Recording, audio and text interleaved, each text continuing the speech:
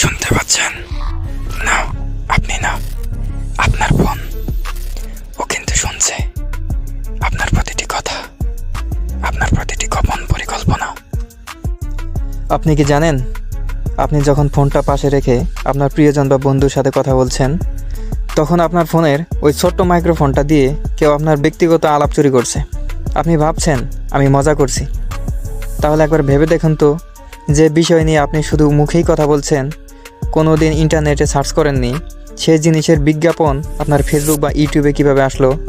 তাহলে আজকের এই ভিডিওটি আপনার জীবন বদলে দিতে পারে, কারণ আমি আজ প্রমাণ সহ দেখাবো কিভাবে বড় বড় কোম্পানিগুলো আপনার উপর আড়ি পাচ্ছে, কিভাবে আপনি এই বিপদের হাত থেকে নিজেকে বাঁচাবেন।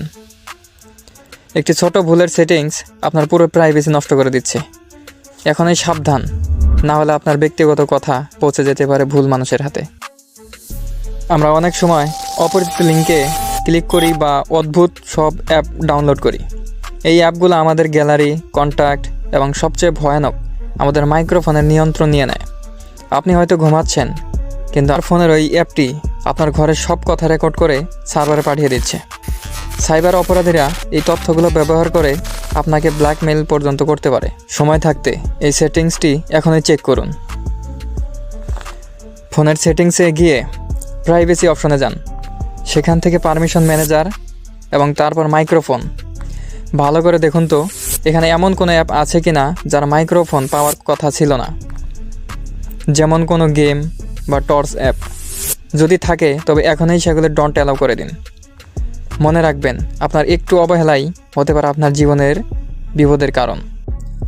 সাইবার দুনিয়ায় কেউ আপনার বন্ধু নয়। আপনার নিরাপত্তা আপনার নিজের হাতে। আপনার ফোনকে আপনার শত্রু হতে দিবেন না। এই ভিডিওটি এখনই আপনার পরিবারের সাথে শেয়ার করুন, কারণ বিপদ আপনার দরজায় করা নাড়ছে। আর নিজেকে সুরক্ষিত রাখতে সাইবার অ্যালার্টের সাথেই থাকুন।